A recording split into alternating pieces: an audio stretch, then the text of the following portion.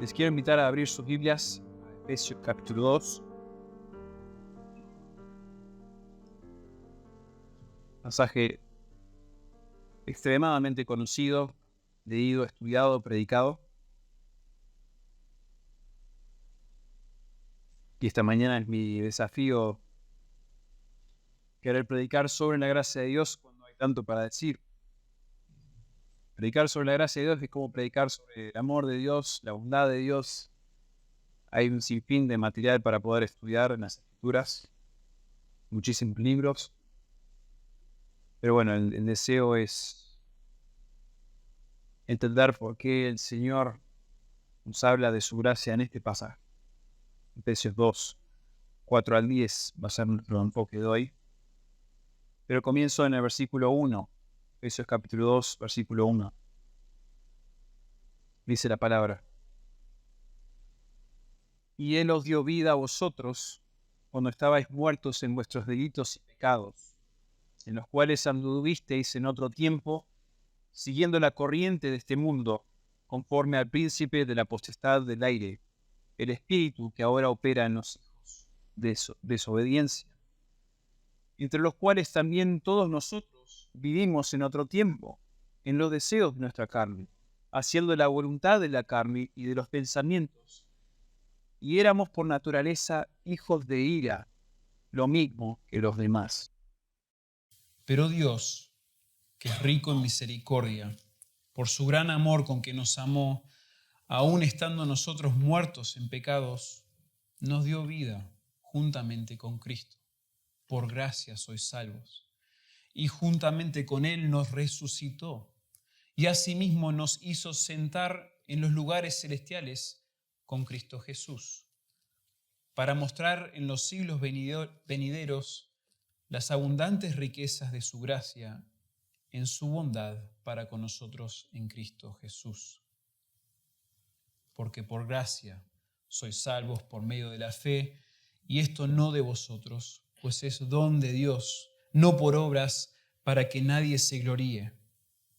Porque somos hechura suya, creados en Cristo Jesús para buenas obras, las cuales Dios preparó de antemano para que anduviésemos en ellas.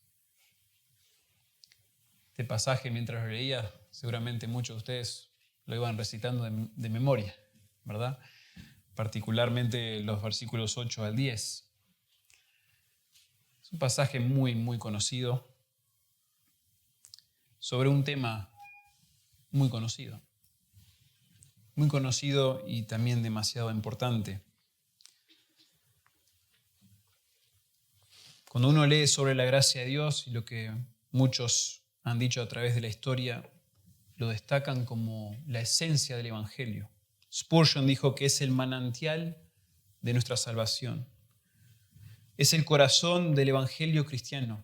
Es la fuente de toda bendición material y espiritual. Y el asombro con la gracia de Dios es una señal de vitalidad espiritual. Yo he titulado el sermón de hoy: ¿Por qué me debe asombrar la gracia de Dios? ¿Por qué me debe asombrar la gracia de Dios? El asombro con la gracia de Dios, hermanos, es una señal de nuestra vitalidad espiritual. Es una prueba de fuego para ver cuán real y cuán firme es nuestro entendimiento del Evangelio y cuán cerca estamos con Jesucristo. Tenemos muchos himnos que hablan de la gracia, gracia admirable, sublime gracia, unos titulan otro himno.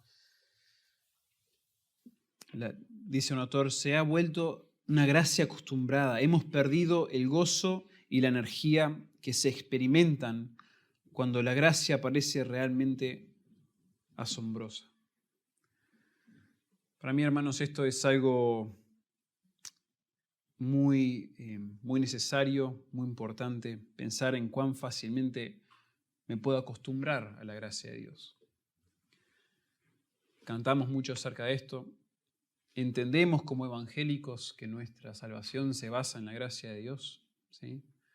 Muchos vienen de trasfondo católico y estos versículos han sido clave para ustedes quizás. Pero a medida que pasan los años, quizás a veces esta gracia se vuelve una gracia no tan asombrosa, sino una gracia acostumbrada, como dijo este autor. Y las causas pueden ser varias. Tenemos esa tendencia a veces de estar tan acostumbrados a estar en la iglesia, a enseñar, a aprender y a escuchar tantas enseñanzas sobre Dios, sobre su gracia, sobre su bondad, que ya entendemos que Dios es bueno conmigo. Dios me trata bien, no me trata según mis pecados. Pero de a poco empiezo a apreciar mis propias obras.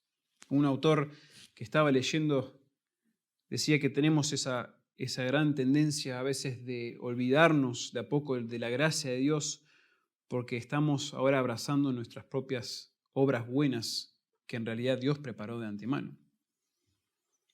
O quizás estamos creyendo la gran mentira que vemos desde el Edén, en Génesis capítulo 3. Dios le había dado todo a Adán y a Eva para su deleite y para su gozo.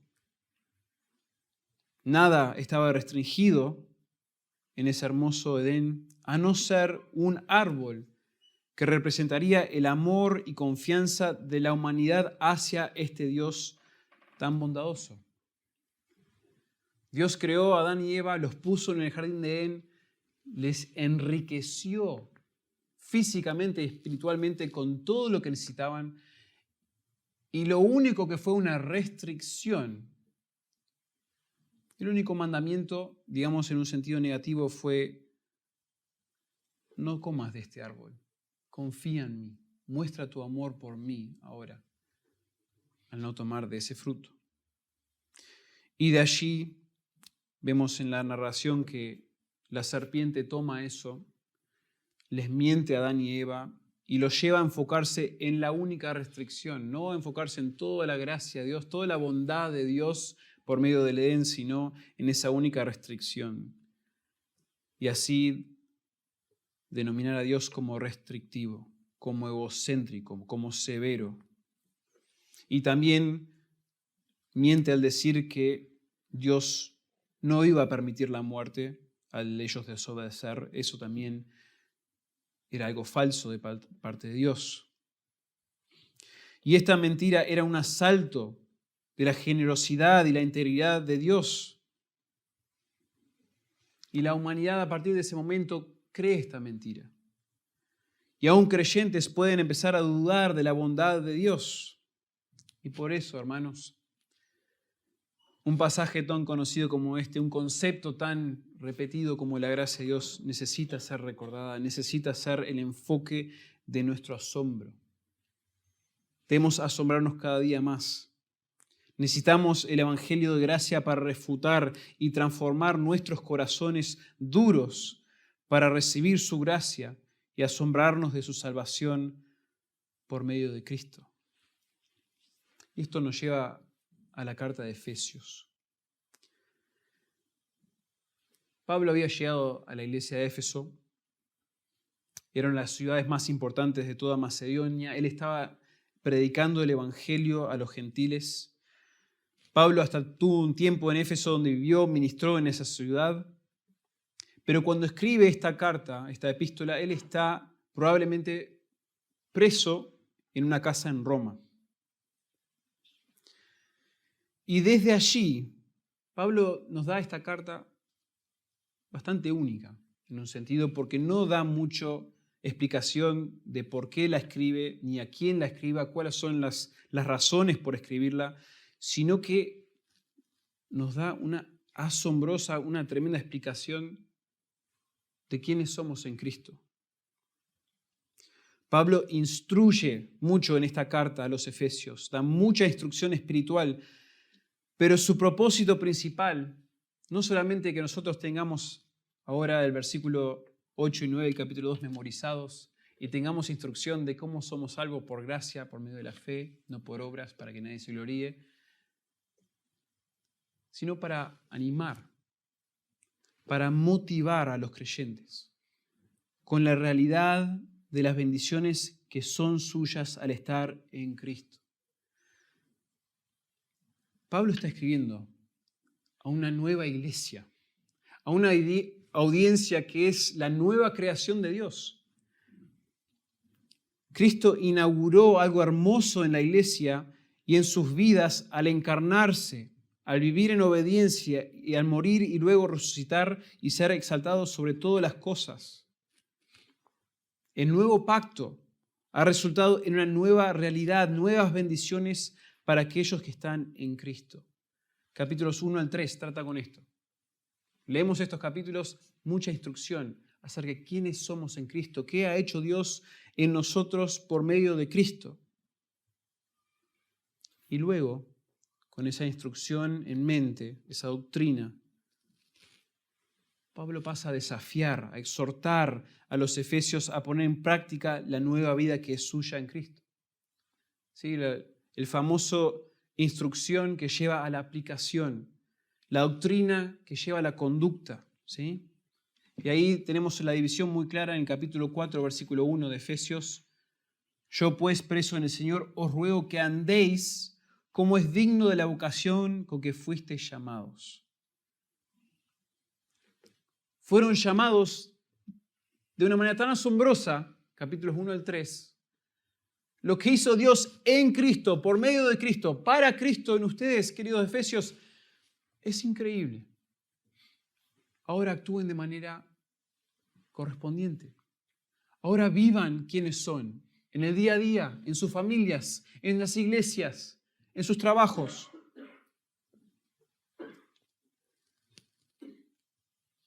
Esto es algo muy escuchado, muy conocido del libro de Efesios. Pero algo precioso y algo muy distintivo de esta carta es el estilo de Pablo. A veces la manera que escribe causa mucha controversia en esta carta. Si nosotros fuéramos a poder leer este libro en el original, nos daríamos cuenta que a veces parece muy rústico el estilo de Pablo.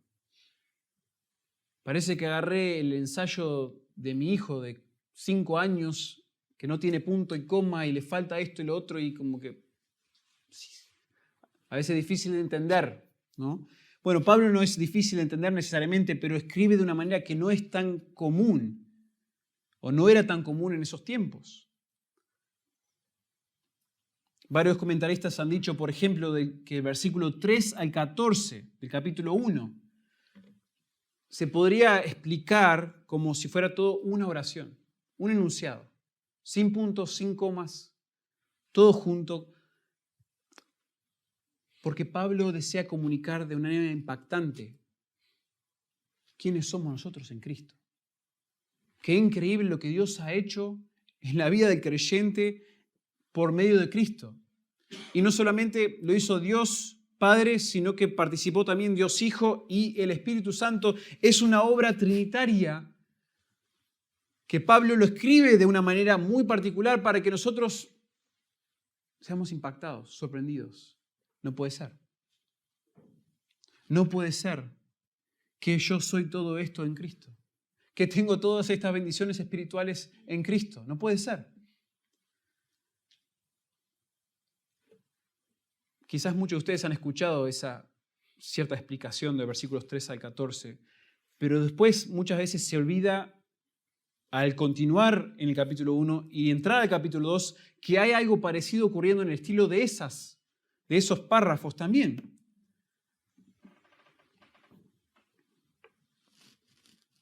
En los versículos 1 al 10, por ejemplo, vemos algo muy raro. Pablo, por ejemplo, no usa ningún verbo en el versículo 1 hasta el 3. Solo a partir del versículo 4 llega a realmente desarrollar qué es lo que Dios hizo. Capítulo 2, versículo 1 al 10, es toda una narración de que Dios hizo algo tremendo en nosotros que no merecíamos, por gracia. Pero no nos dice qué hizo hasta el versículo 4. Eso es raro. Eso lo leían los receptores originales y eran sorprendidos. Y también en los versículos 1 al 3, Pablo usa muchas palabras de sílabas largas, como que está extendiendo esta porción, haciéndola muy solemne, muy seria, marcando un tono de suspenso al considerar el contenido de estos versículos tan trágicos.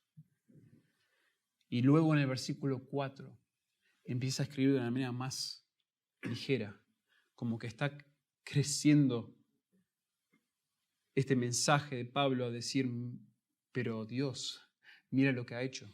Escucha, esto es solemne, esto es serio, esto es trágico, pero Dios ha hecho algo increíble en ti. Ha hecho algo increíble por nosotros en su gracia en Cristo Jesús. En las noticias malas, del versículo 1 al 3, es solemne, sílabas largas, pero a medida que el versículo 4 y los siguientes van avanzando, las noticias van mejorando y las sílabas son más cortas.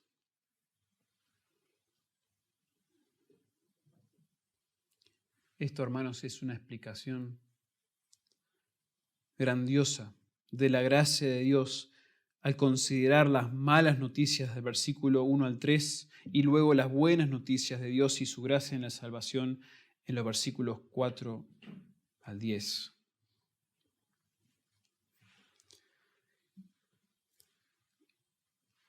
Esos detalles se los quiero desarrollar hoy en el estudio de este pasaje, versículos 4 al 10, porque me parece que todo eso, más el contenido que vamos a estudiar ahora, contribuye al hecho de que Pablo quiere que leamos esto no como nuevamente, una confesión de fe, de la gracia de Dios en nuestra salvación, como algo que memorizar y después replicarle a los amigos católicos, a los que no entienden el Evangelio.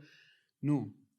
El sentido principal aquí de Pablo es que los efesios y nosotros nos asombremos. Pablo quiere animarnos y motivarnos con la gracia asombrosa de Dios que ha sido volcada sobre nosotros en Cristo para la salvación de nuestras almas. Ese es el propósito de Pablo en este pasaje.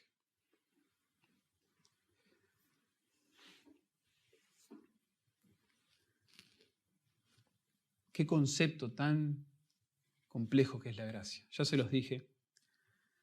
Pero déjenme por lo menos para comenzar darle una breve definición. Porque no todos los que están aquí son de años de estar en la iglesia o de años de escuchar sobre el concepto de gracia. Entonces déjenme darles esta breve definición. Un autor dijo, la gracia tiene que ver con el hecho de que Dios, en su soberana bondad, entra en la historia humana y colma a las criaturas pecadoras con un favor inmerecido.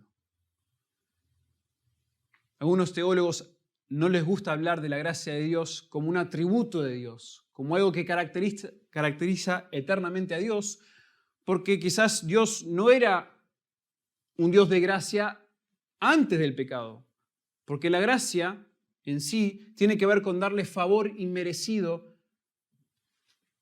a alguien que no lo merece. Y si antes de que cayó el hombre, en Génesis 3, no había pecado en el mundo, ¿Dios era un Dios de gracia? Ahí hay toda una discusión, no me voy a meter a eso.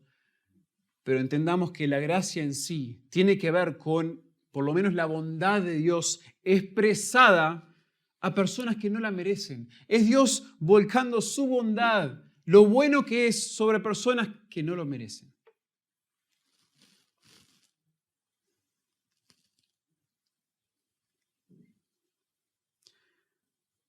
Es en el contexto de pecado, de transgresión y un panorama totalmente perdido y merecidamente condenado que se expresa correctamente la gracia de Dios. Por eso es tan importante que nosotros entendamos los versículos 4 al 10 que vamos a estudiar hoy a la luz de los versículos 1 al 3. Y los puntos hoy de este sermón van a destacar características de la gracia de Dios a la luz de una humanidad depravada y desesperanzada. El pastor Alejandro predicó un sermón sobre los versículos 1 al 3 hace muchos años. Les animo a que lo escuchen, que lo lean, porque es muy, muy necesario entender el contexto de nuestra depravación, el contexto de nuestro estado desesperante. ¿Quiénes éramos antes de Cristo? ¿Quiénes somos si no estamos en Cristo? Para luego después realmente apreciar, abrazar y asombrarnos de esta gracia de Dios en la salvación. Un autor dijo: la naturaleza de las capacidades de la persona caída sirve de lienzo para el hermoso retrato de la gracia salvadora de Dios. Si yo quiero entender bien la gracia de Dios sobre mi vida, tengo que tener el panorama, tengo que tener el lienzo de lo pecador que soy, de lo pecador que somos, lo pecaminoso que es nuestra vida sin Dios, sin Cristo. Bueno, y esto nos lleva, hermanos, a nuestro pasaje. Y me gustaría describir la gracia de Dios con 4 puntos, 4 características sobre la gracia de Dios. Y la primera es esta: la gracia de Dios asombra porque expone a enemigos y condenados al carácter bondadoso de Dios. La gracia de Dios asombra porque expone a enemigos y condenados al carácter bondadoso de Dios. Noten que no solamente le estoy diciendo qué hace la gracia de Dios en ese punto, sino la reacción que busca Pablo en nosotros al describirnos este carácter bondadoso de Dios. Leamos el versículo 4. Pero Dios, noten que todavía no está el verbo, que es rico en misericordia, por su gran amor con que nos amó. Y luego en el versículo 7 dice que todo esto, toda esta gracia, o todo lo que Él hizo por nosotros en la salvación, lo hizo para mostrar en los signos venideros las abundantes riquezas de su gracia en su bondad para con nosotros en Cristo Jesús. Pablo acumula en estas frases un sentido sobre el carácter bondadoso de Dios que es redundante. Casi que no hace falta que lo exprese tanto. ¿Para qué, Pablo, estás repitiendo tanto, incluyendo tantas palabras, construyendo frases que no, en sí parecen ser un tropiezo al leer? Me cuesta leer esto con tanta repetición. Pablo quiere que captemos lo inmedible, lo inmensurable que es su carácter bondadoso en estos versículos. Antes de decirnos qué hizo Dios en su gracia, Pablo nos describe el carácter bondadoso de Dios que tuvo semejante gracia sobre enemigos y condenados. Como les dije, en los versículos 1 al 3 tenemos la escena, el trasfondo desagradable para todo lo que va a decir a partir del versículo 4. En los versículos 1 al 3 vemos descripciones serias, tajantes, definitivas sobre aquellos que no están en Cristo. En resumen, el estado de estas personas que no están en Dios y no están en Cristo es que están muertos en sus delitos y pecados. Y hermanos, no estoy enfocándome yo en los versículos 1 al 3 y por eso no voy a desarrollar lo que esto significa en su totalidad. Pero básicamente está diciendo el hombre, la mujer, todo ser después de Adán, todo aquel que es hijo de Adán, nacido después de Adán, nacido en el pecado de Adán, nace muerto en su vida espiritual, sin la capacidad de poder salvarse, sin la capacidad de poder agradar a Dios. En un sentido total, completo, de su mente, su voluntad, sus acciones, sus emociones. Todos están corrompidos por el pecado. El pecado ha afectado todo aspecto del ser humano. Lutero dijo, todas nuestras facultades son leprosas, es más, están embotadas y completamente muertas. Y uno lee esos versículos y se da cuenta que estábamos todos, antes de Cristo, fuera de Cristo, estamos esclavizados al pecado, esclavizados a hacer aquellas cosas que son anti Dios, en contra de Dios, a favor de nosotros, a favor de los deseos de Satanás. Y toda esta descripción, versículo 1 al 3, todo esto, hermanos, no tiene necesariamente la intención de que nosotros como que nos escandalicemos por lo mal que estábamos. O sea, eso va a ser una segunda intención, un resultado. Pero la intención principal es para que después nosotros nos maravillemos al observar el contraste o la concesión de Dios, al igual tomarnos y demostrarnos gracia por medio de la salvación. Recuerden que les dije en los versículos 1 al 3 era como una expresión lenta, solemne, pausada. Esta es nuestra condición como perdidos. Y en el versículo 4, hasta en la expresión original de las palabras, explota. Tiene palabras, dicen plusivas o plosivas, que hacen hasta en su pronunciación una idea de que todo cambia. En el versículo 4 es donde todo erupciona como un volcán en cuanto a la asombrosa gracia de Dios. Aunque y cuando éramos esta repugnancia en nuestros pecados, Dios volcó su gracia sobre nosotros.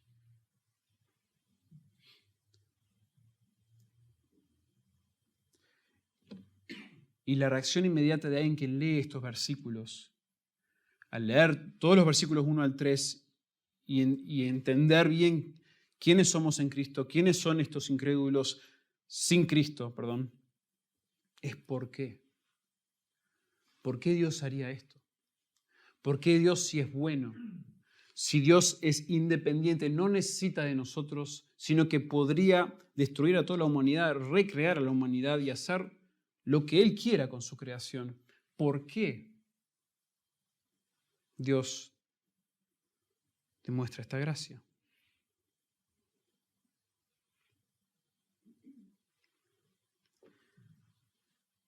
Bueno, todo empieza con su carácter.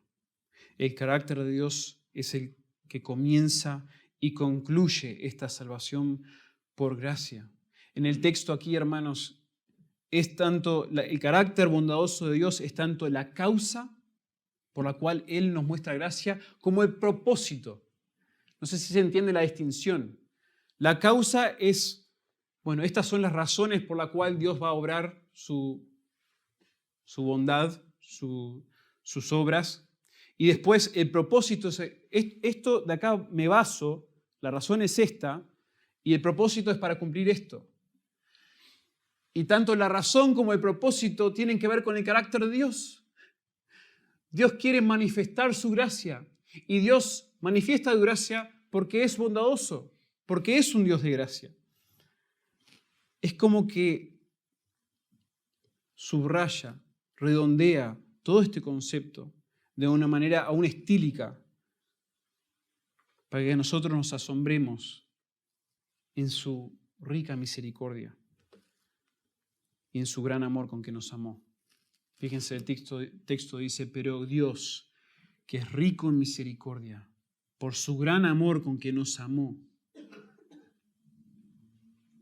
Y luego en el versículo 7, para mostrar en los siglos venideros las abundantes riquezas de su gracia en su bondad para con nosotros en Cristo Jesús.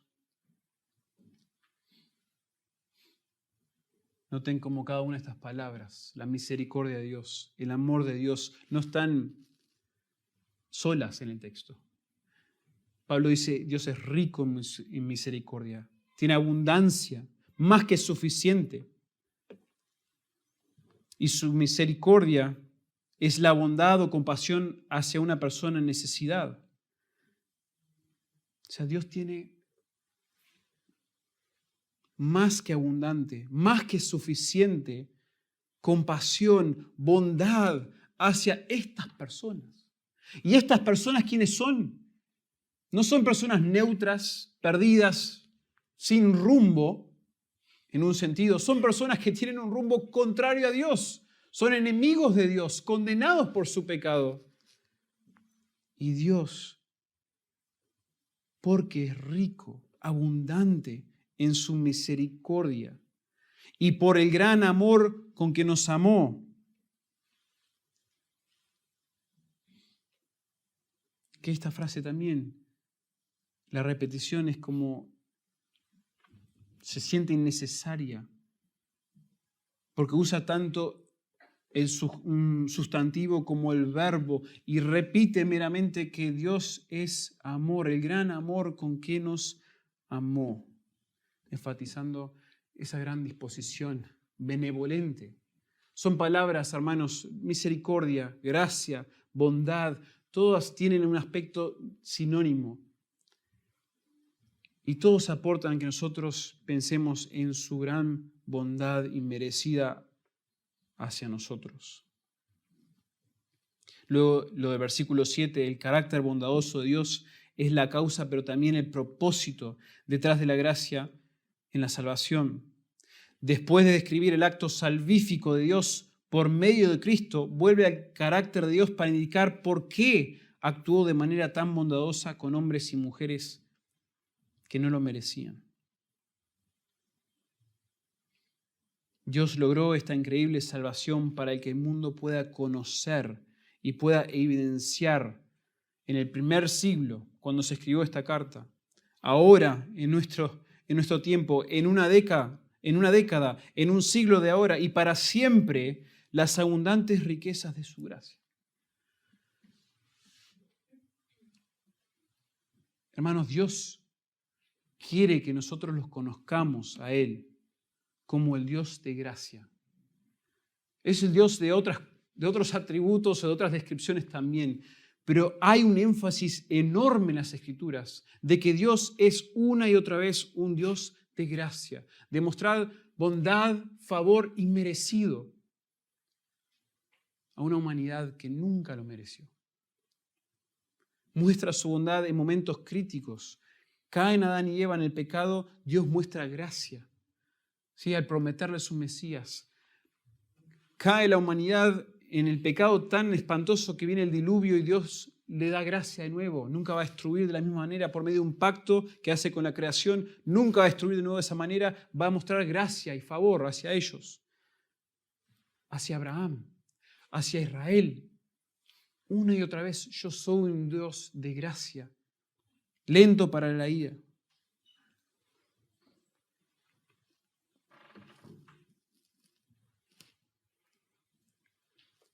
Pablo, aquí en el texto de Efesios 2, dice que vuelve a usar la palabra riqueza, pero esta vez potenciada para destacar que la gracia de Dios es inmensurable, no se puede medir, es imposible compararla con la gracia de otras personas. Su gracia realmente es fuera de serie, no hay comparación. La gracia de Dios aquí es una disposición benevolente, buena. Es una inclinación a la generosidad no motivada por el valor del receptor. Les mencioné que a través de la historia, en las Escrituras vemos la gracia de Dios manifestándose en momentos claves, pero es obvio que lo vamos a ver de una manera muy especial en el momento que Dios entrega a su Hijo Jesucristo. Pero todo, hermanos, manifestando un carácter bondadoso de gracia de Dios.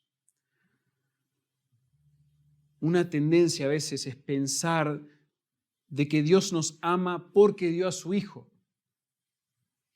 De que Dios en realidad a mí me tolera poco, no me aguanta, le cuesta mirar mi vida. Y a ver, Dios es justo, Dios no tolera el pecado en un sentido, pero Dios no entregó a su Hijo para después mostrarme gracia, sino que Él, siendo un Dios de gracia, dio a su Hijo. Romanos 5, 6 al 8, porque Cristo, cuando éramos débiles, a su tiempo murió por los impíos. Ciertamente es apenas morirá alguno por un justo, con todo pudiera ser que alguno osara morir por el bueno, mas Dios muestra su amor para con nosotros en que siendo aún pecadores, Cristo murió por nosotros. Dios muestra su amor, su gracia, desde siempre, desde la eternidad pasada, en un sentido hasta la eternidad futura. Él siempre va a demostrarse en ese carácter bondadoso. Y el hecho de que eso nunca cambie, de que eso es la base de nuestra salvación, de nuestra relación con Dios, eso asombra, hermanos. Asombra que Dios tenga tanto amor, tanta misericordia. Amor inmensurable, misericordia inmensurable. No se puede medir, fuera de serie.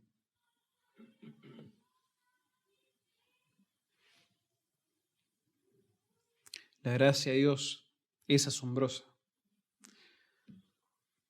Esto no lo comunica mi emoción ni mi repetición de estos conceptos, lo comunica la verdad del carácter de Dios hacia enemigos y condenados. Spurgeon, en su hermoso libro Todo por gracia, dice, porque Dios es misericordioso, por eso los pecadores son perdonados, convertidos, purificados y salvados. No es por algo que haya en ellos o que pueda haber en ellos jamás que son salvados, pero es debido al amor ilimitado, la bondad, la piedad, la compasión, la misericordia y la gracia de Dios. Y después le dice a su audiencia, quédate aquí un momento entonces junto al manantial. Quédate junto a este manantial de la gracia y el amor de Dios. Contempla el río limpio de agua de vida que sale del trono de Dios y del Cordero. ¡Qué abismo es la gracia de Dios! ¿Quién podrá medir su anchura? ¿Quién podría sondear su profundidad? Cantábamos sobre esto en el último himno. Cantábamos sobre la maravillosa gracia de Dios, la maravillosa amor de Dios. Y es interesante cantar ese himno teniendo en mente que el escritor de ese himno, los hermanos Wesley, eran hombres que en realidad no entendieron la profundidad de la gracia de Dios hasta más adelante en sus vidas. Eran hombres muy rectos, muy piadosos en el sentido de su vida, cómo ellos seguían la ley de Dios, por decirlo así. Eran íntegros. Hasta después creo que invitaron a otros más, pero formaron un grupo que se llamaba el Club de los Santos o el Santo Club, porque ellos se creían hombres muy piadosos. Pero dicen los Wesley que fue más adelante que entendieron la profundidad de la gracia de Dios y en el aniversario de su conversión, cuando Dios finalmente los salva y les hace entender la inmensa gracia de Dios en su salvación, en el aniversario de su salvación siempre cantaban este himno. Maravilloso es el gran amor, quien los liberó de esa condenación por la gracia de Dios, por medio del Cordero. Qué abismo es la gracia de Dios. ¿Quién podrá medir su anchura? ¿Quién podrá sondear su profundidad? La gracia de Dios, hermanos, asombra porque expone a enemigos y condenados al carácter bondadoso de Dios. Pero continuando en el pasaje vemos que la gracia de Dios también transforma. La gracia de Dios transforma porque une a muertos y malvados con la maravillosa persona y obra de Jesucristo. La gracia de Dios transforma porque une a muertos y malvados con la maravillosa persona y obra de Jesucristo. Dice el versículo 5, aún estando nosotros muertos en pecados, nos dio vida juntamente con Cristo. Por gracia sois salvos. y juntamente con Él nos resucitó y asimismo nos hizo sentar en los lugares celestiales con Cristo Jesús. El carácter bondadoso de Dios es el fundamento de nuestra salvación. Dios nos amó y tuvo misericordia antes de actuar sobre ello en Cristo. Pero la manifestación suprema de su gracia, la acción suprema de Dios en su gracia, fue la obra por medio de Jesucristo. Juan 1:14 dice, y aquel varón fue hecho carne y habitó entre nosotros y vimos su gloria, gloria como el unigénito del Padre, lleno de gracia y de verdad.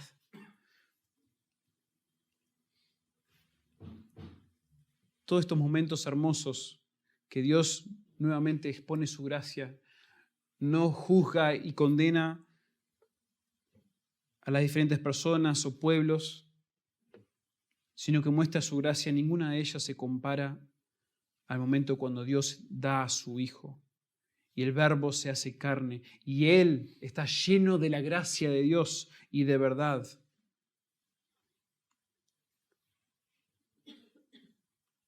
Pero la manifestación, el obrar de Dios en base a ese carácter fue no solo entregar su Hijo para tomar la forma de hombre, la forma de siervo y luego morir en una cruz. Hermano, miren lo que dice este texto. No solo habla de la encarnación de Cristo, de hecho ni menciona la encarnación de Cristo, sino que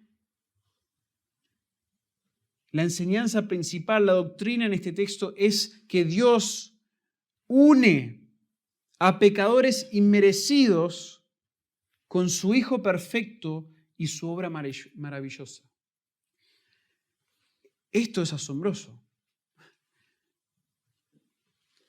El Padre tiene una cercanía única con el Hijo y el Hijo es perfecto y el Hijo es la representación exacta de su Padre y tienen una relación preciosa. Y Dios, en su gracia, toma al pecador, al vil, al inmerecido y lo une con su Hijo.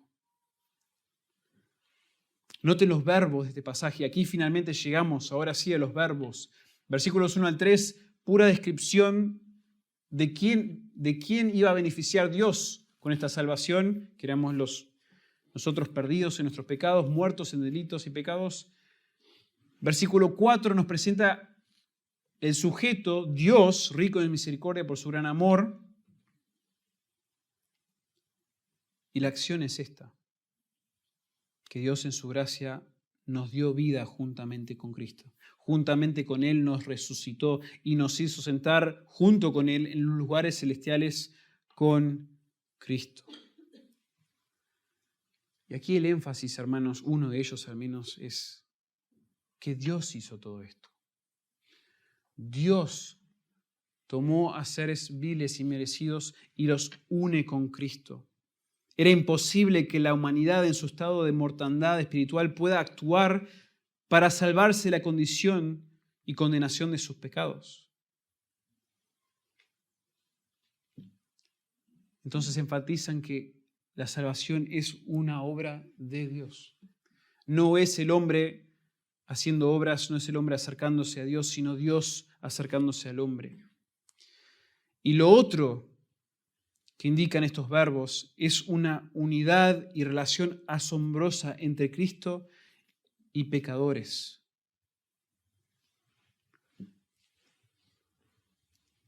Algo que no es tan común en nuestras iglesias ni en el cristianismo en general es que nosotros definamos al creyente de esta manera. Por lo general, cuando hablamos de personas creyentes, personas que han creído en Cristo, se han arrepentido de sus pecados, generalmente hablamos de cristianos. Bueno, eso apenas aparece en las Escrituras. Tampoco son salvos. No es muy común que se escriba a los creyentes de tal manera. Santos es un poco más común, ¿no? Los santos que están en las diferentes ciudades, personas que Dios ha apartado para sus propósitos, sí. Pero la descripción principal en las Escrituras para hablar de creyentes es aquellos que están en Cristo. Los en Cristo. Los que están en Él. Y la idea aquí, hermanos, es asombrosa. Porque no es solo el concepto que bueno, Dios dio a su Hijo para salvarme de mis pecados. O sea, Él fue el sacrificio necesario. Bueno, ya Jonathan ya es Jonathan salvo de sus pecados. La idea detrás de estos versículos es que Dios extiende su gracia a una persona al salvarlas a tal punto que los transforma para que su identidad ya no sea la de un pecador condenado, aislado de Dios, sino que se identifica primordialmente con Cristo al estar en Él. Pasa de ser un hombre o una mujer muerta en sus delitos y pecados a una persona posicionada en Cristo, disfrutando de las bendiciones espirituales que Él mismo hizo posible en su persona y en su obra. Cuando Dios salva a una persona, la regenera, la rescata de sus pecados, los hace partícipes de su muerte, de su resurrección y de su exaltación. Esto es un concepto no tan enseñado, no tan claro para muchos, pero repetido muchas veces en las Escrituras. Ya no muertos espiritualmente porque hemos participado de la muerte en Cristo y esto resultó en ser resucitados con Él. Fíjense que esa es la idea. Si nosotros estamos en Cristo, ya no estamos muertos en nuestros delitos y pecados, sino que Dios nos ha dado vida, nos resucitó juntamente con Él. Es el concepto que vemos en Colosenses capítulo 2. Les leo Colosenses 2, 13 y 14.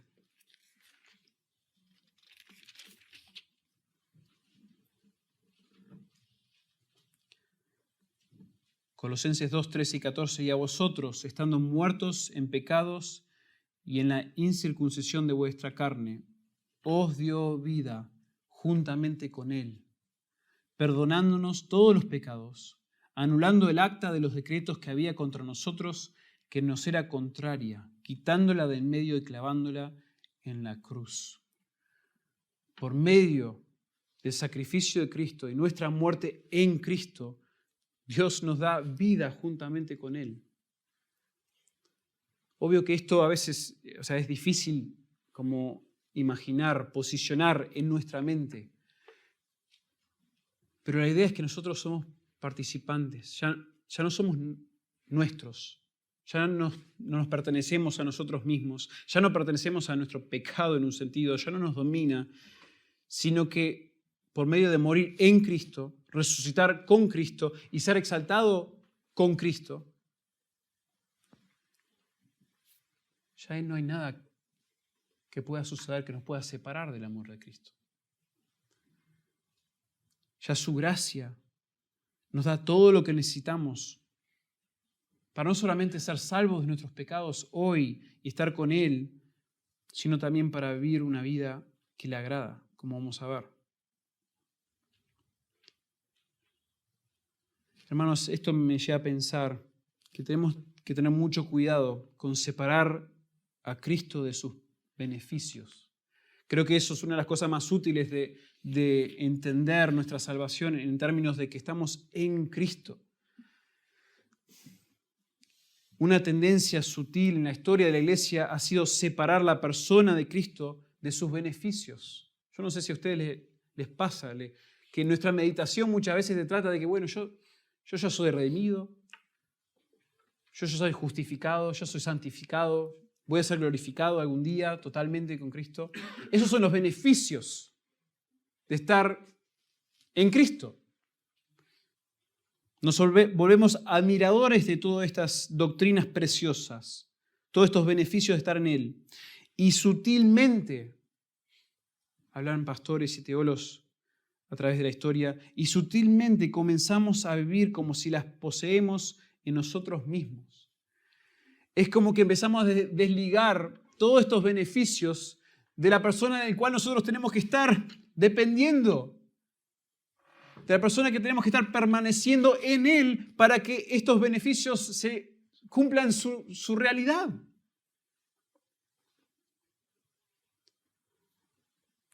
Nuestra salvación es en una sola persona y en un solo nombre, Jesucristo. Calvino, queriendo cuidarse del peligro de no quitar a Jesús del Evangelio en un sentido práctico, dijo: el Evangelio es Cristo revestido con su Evangelio. El Evangelio es Cristo vestido en su Evangelio. La salvación es nuestra en Cristo y no meramente por medio de Cristo. Hermanos, todo esto para decir que nosotros tenemos que cultivar, y cuando prediquemos el Evangelio tenemos que apuntar a la gente no a los beneficios de la salvación, no a que por medio de Jesús, si crees en Jesús, bueno, salvo de pecados, no vas a ir al infierno, vas a estar con Dios para siempre, vas a ser feliz.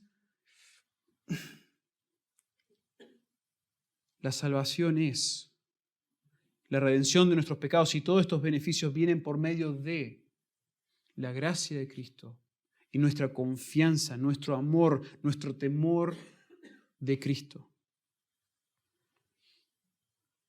Pablo, quien habla muchísimo de los beneficios de nuestra salvación, expresa en Filipenses 3 su mayor ganancia, su mayor tesoro. No eran meramente todos estos beneficios que Cristo trae, sino Cristo mismo. Filipenses 3, 7 al 8, pero cuántas cosas eran para mí ganancia, las he estimado como pérdida por amor de Cristo. Y ciertamente aún estimo todas las cosas como pérdida, todo como estiércol, todo como basura, por la excelencia del conocimiento de Cristo Jesús, mi Señor, por el amor del cual lo he perdido todo y lo tengo por basura para ganar a Cristo. Conocimiento de Él, conocimiento de su persona. No es solamente los beneficios que me trae a mí, que son preciosas, todas esas bendiciones espirituales, pero yo tengo, si estoy en Cristo, soy salvo, tengo una relación con Él, y mi vitalidad espiritual es en base a mi relación con Él, mi comunión con Él, mi amor por Él, mi temor de Él, y no meramente mi concepto profundo de la justificación, la santificación, la glorificación.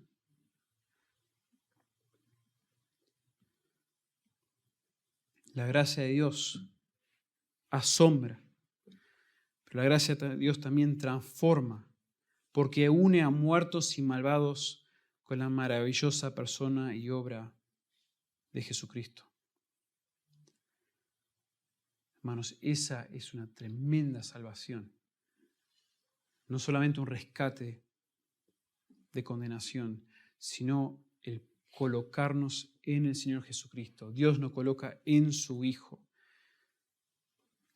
y permanecemos en Él hasta el día que estemos con Él.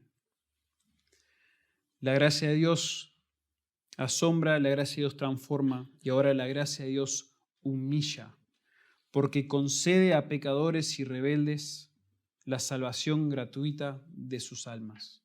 La gracia de Dios también humilla, porque concede a pecadores y rebeldes la salvación gratuita de sus almas. Y aquí están los famosos versículos: porque por gracia sois salvos por medio de la fe, y esto no de vosotros, pues es don de Dios, no por obras, para que nadie se gloríe.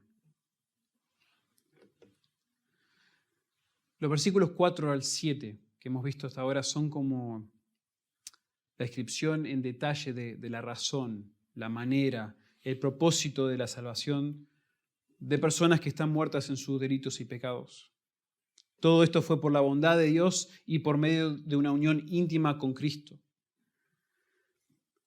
Y en estos versículos también Pablo nos dio una vista previa de lo que está por explicar en los versículos 8 al 9, cuando leímos ahí entre paréntesis: por gracia sois salvos. Y ahora desea resumir el acto de salvación para poder enfatizar que esta obra de Dios es únicamente por gracia y no por obras.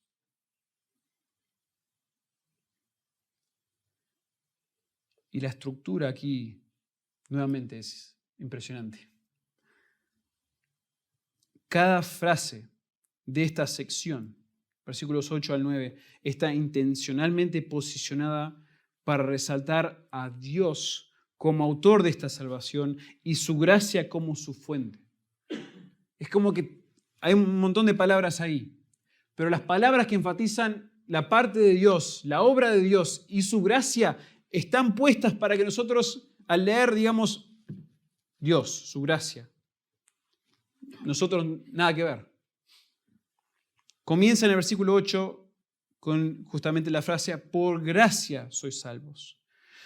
En el original la palabra Dios aparece antes de la palabra don. Don de Dios, Dios aparece antes. No de vosotros, no por obras, para que nadie se gloríe.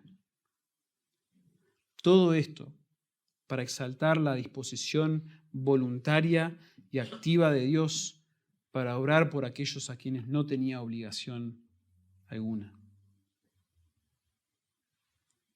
Hermanos, no tiene sentido que Dios haya rescatado de tal manera a estas personas pecadores, rebeldes, pero lo hizo. La salvación completa del alma es una obra de Dios por gracia y por medio de la fe. Y aquí a veces se mete o nos metemos en una discusión de la parte de la fe en la salvación de una persona. Claramente la fe aquí no es una obra, no es una contribución que merece o precede lo conseguido. No es que yo tengo que tener fe para que Dios me dé su gracia. Al contrario, justamente esta estructura que les he mencionado, todo este énfasis en el contexto de lo que Dios está diciendo en cuanto a su gracia, anularía ese concepto de que yo necesito obrar por medio de mi fe. Eso no está aquí. Sino que la persona que Dios alcanza con su gracia responde en fe, en confianza en aquel quien es confiable. Nuevamente Spurgeon en su libro Todo por Gracia dice, la fe ocupa la posición de un canal o de una tubería. La gracia es la fuente y el torrente. La fe es el acueducto a lo largo del cual desciende la corriente de la misericordia para refrescar a los sedientos hijos de los hombres. Me encanta esa explicación. Nuevamente, la gracia de Dios es la fuente de nuestra salvación, es el manantial y nos colocamos junto al manantial para disfrutar, meditar, abrazar su gracia. Y la fe es la manera por la cual yo llego a esa gracia. Dios me llama a tener fe, si es necesario. Pero todo esto, resume Pablo igual, es don de Dios. Todo es dado por Dios. Y esta salvación por gracia, por medio de la fe, es don de Dios. Este rescate inmerecido, esta unión íntima con la persona y la obra de Cristo es un regalo de Dios. Como si ya no estaba claro al declarar que es por gracia, no por obras, no por nosotros, Pablo declara es don de Dios. Si posees esta salvación, Dios te la dio. Si todavía no la posees, Dios te la está ofreciendo. Hermanos, acá hay otra controversia enorme.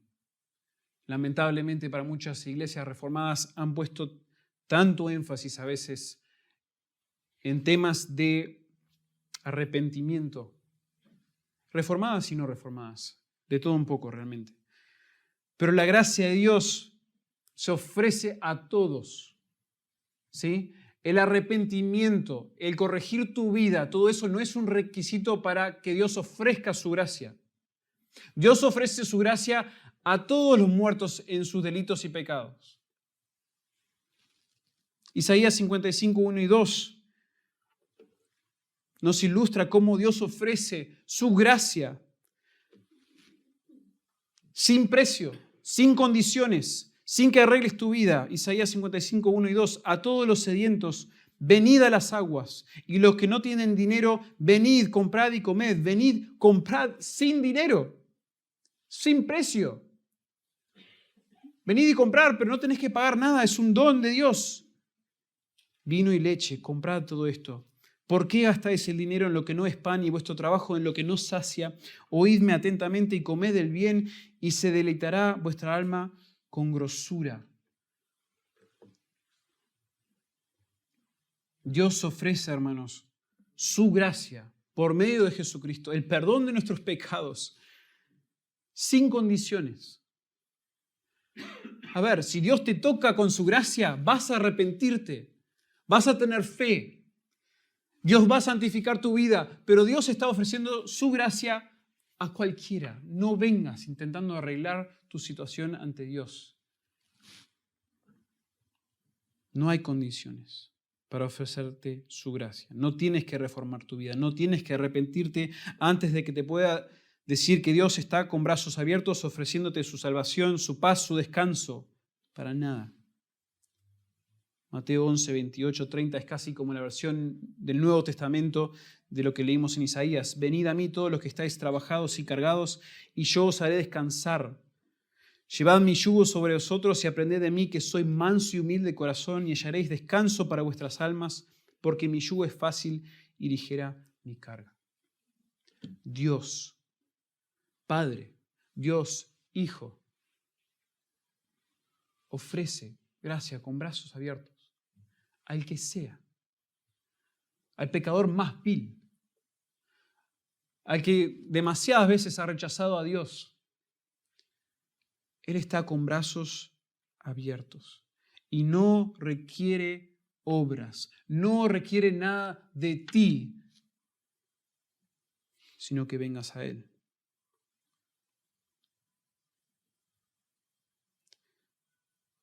Y este pasaje, hermanos, nuevamente resalta esto, la gracia de Dios.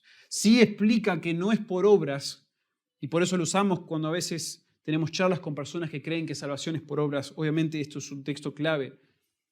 Si fuera por obras, si fuera algo de nosotros, tendríamos razón de jactarnos, de gloriarnos, es obvio, porque nosotros contribuimos algo. Pero fue un regalo gratuito de la gracia de Dios. ¿Qué te vas a humillar? ¿Qué te vas a jactar? ¿Qué vas a agrandarte, enaltecerte? Debes humillarte. La gracia de Dios tiene el efecto contrario. No nos debe llevar nosotros a jactarnos y acá estamos, como los fariseos, quienes ellos en realidad dependían de la gracia de Dios, pero la gracia merecida. Noten el fariseo en Lucas 18. Gracias, Dios. Tú me has hecho a mí, no como este pecador, no como este recaudador de impuestos. Tu gracia me ha concedido a mí, porque me lo merezco, esta bondad de no ser como esa persona.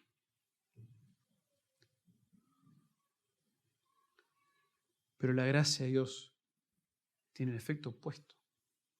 La gracia de Dios humilla, porque es un entendimiento de que yo no merezco nada de esto. Pablo, quien escribe demasiado sobre la humillación, sobre no jactarse una y otra vez, se ve a sí mismo a la luz de su pecado, se humilla. 1 Timoteo 1, 15, 16, palabra fiel y digna de ser recibida por todos, que Cristo Jesús vino al mundo para salvar a los pecadores, de los cuales yo soy el primero.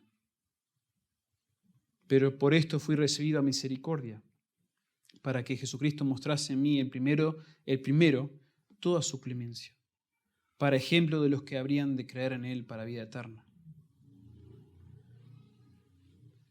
Otra vez en 1 Corintios 15, 9 y 10, porque yo soy el más pequeño de los apóstoles, Pablo, el gran apóstol, que no soy digno de ser llamado apóstol, porque perseguí a la iglesia de Dios, pero por la gracia de Dios soy lo que soy. Y su gracia no ha sido en vano para conmigo. Antes he trabajado más que todos ellos, pero no yo, sino la gracia de Dios conmigo. Hermanos, ¿entienden? ¿Entienden este efecto opuesto a la jactancia que produce la gracia de Dios? que Dios nos muestre favor inmerecido a nosotros, resulta en esto. Y no solamente para el momento de salvación, que como que bueno, ya me humillé una vez y ahora lentamente me puedo volver como el fariseo o los fariseos. Varias veces Jesús usa a los fariseos y parábolas acerca de los fariseos para resaltar de que ellos no entendían la gracia. Y que a todos tenemos la tendencia de corromperla. Pablo mismo luchó con esto cuando Dios le dio el aguijón en la carne, 2 Corintios 12. 3 veces le pidió el apóstol Pablo, hombre íntegro, hombre apóstol que sirvió a Dios predicando a los gentiles. 3 veces le rogué que quite de mí. Y él me ha dicho, bástate mi gracia, porque mi poder se perfecciona en la debilidad. Por tanto, de buena gana me gloriaré, más bien, no me voy a jactar yo en mí, en mis obras, sino en mis debilidades, para que repose sobre mí el poder de Cristo. Por lo cual, por amor a Cristo, me gozo en las debilidades, en afrentas, en necesidades, en persecuciones, en angustias, porque cuando soy débil, entonces soy fuerte.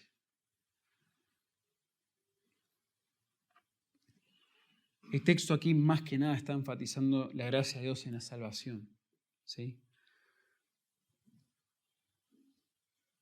Pero sería un error mío no enfatizar la importancia de que la gracia de Dios, hermanos, nos continúe humillando, sea la razón por la cual nosotros abrazamos nuestra debilidad. Dios nos usa, Dios obra su poder en nosotros cuando nosotros no solamente somos débiles, porque siempre somos débiles, sino que vemos nuestra debilidad, abrazamos esa debilidad y abrazamos entonces la gracia de Dios.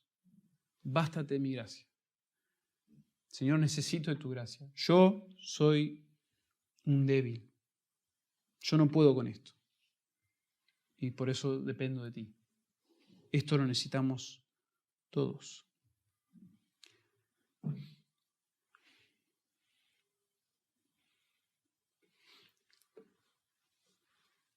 La gracia de Dios en este sentido nos guarda de un espíritu legalista.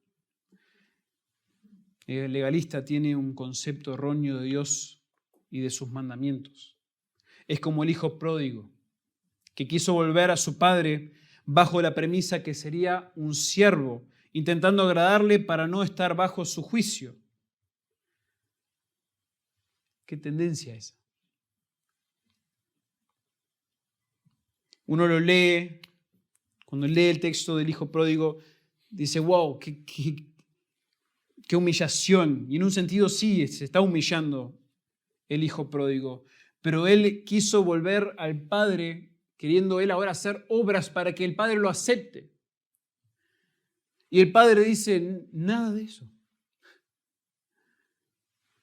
Corrió hacia él, algo que en ese tiempo los padres, los hombres de familia, de negocios, no corrían, y menos a sus hijos. Corrió a su hijo, lo abrazó, le hizo una fiesta demostrando su gracia.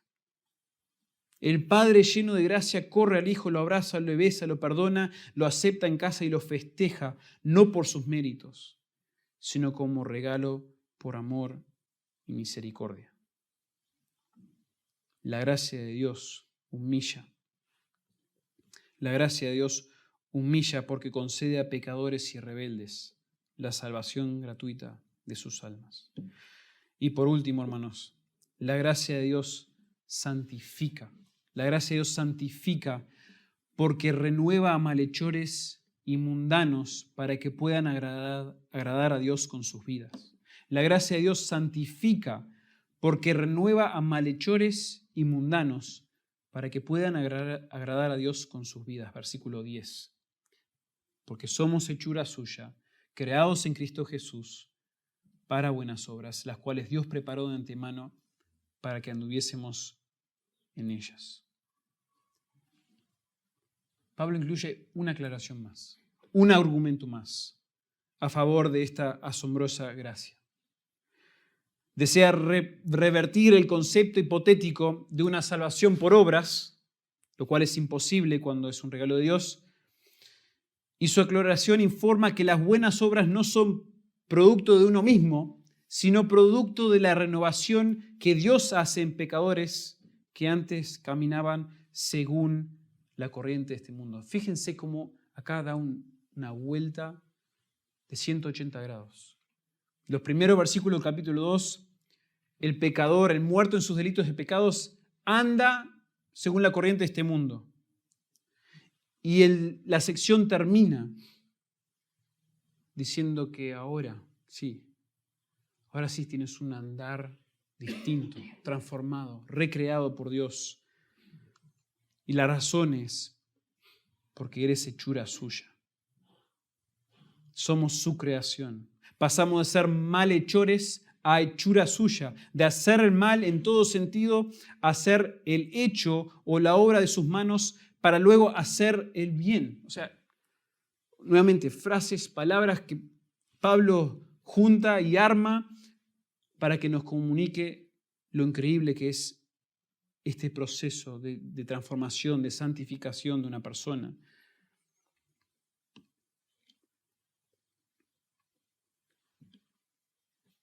Somos esta nueva creación porque Él nos renovó en Cristo Jesús.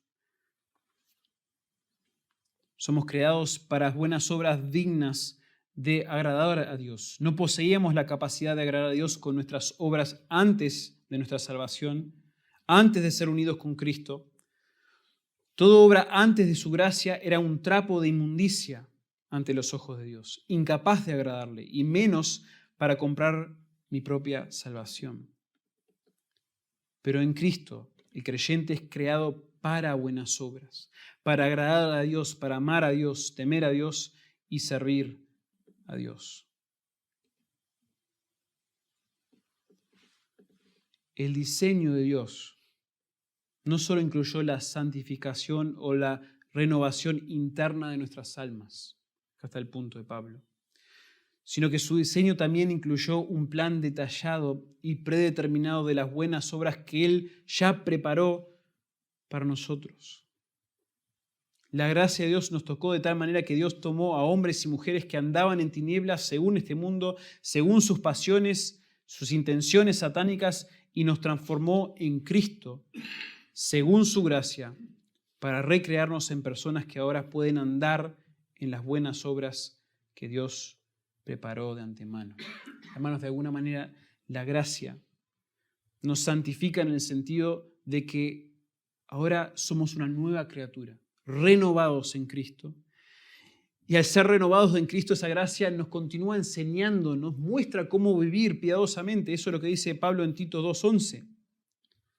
Porque la gracia de Dios se ha manifestado para salvación a todos los hombres, enseñándonos, aparte de transformarnos, aparte de darnos salvación, nos enseña que renunciando a la impiedad y a los deseos mundanos, vivamos en este siglo sobria, justa y piadosamente. Por medio de esa gracia ahora podemos vivir una vida santa, caminar en buenas obras que Dios preparó de antemano. Y esto, hermanos, este concepto de que Dios tiene buenas obras preparadas para nosotros nos protege de la hermana melliza del legalismo, que es el antinomianismo. El concepto de Dios, que también es una forma de pensar de Dios y de su ley, que es severo y demandante. El antinomianismo llega a decir: yo no necesito obedecer a Dios, necesito obedecer sus leyes, sus mandamientos, porque Dios es un Dios de gracia. Entonces tengo la posibilidad de hacer lo que yo quiero si Dios ya me perdonó. Es como que rechaza el concepto de mandamiento. Pero la gracia de Dios nos recuerda de su bondad y nos recuerda del deleite que es andar en obediencia, porque así experimentamos el gozo incomparable de Dios. La gracia de Dios nos recuerda que en realidad el andar según estas buenas obras, el andar en el camino que Él ya predispuso por nosotros, es lo mejor. Es un gozo, es como yo disfruto de mi salvación. Dios lo preparó de antemano para que anduviésemos en ellas. Para concluir, hermanos, la gracia de Dios asombra, la gracia de Dios transforma, la gracia de Dios humilla y la gracia de Dios santifica.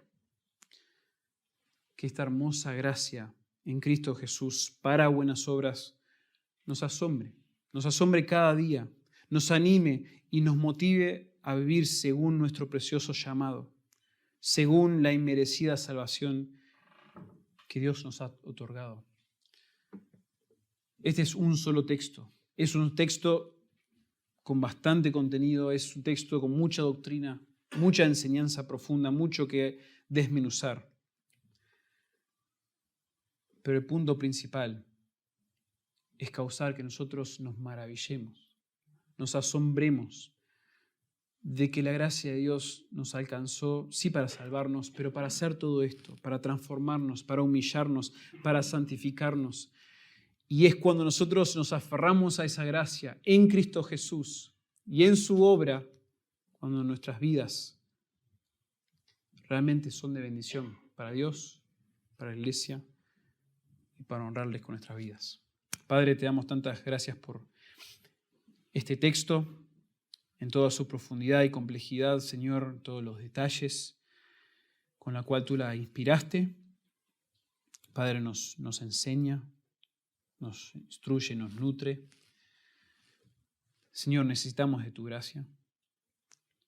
Necesitamos que, aunque nos muestres que estamos a veces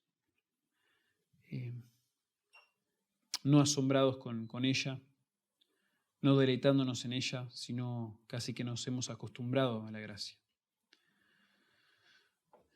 Y Padre, entendemos que para realmente apreciarla y vivir según su poder necesitamos entender con profundidad el Evangelio, el glorioso Evangelio que has dado en Jesucristo.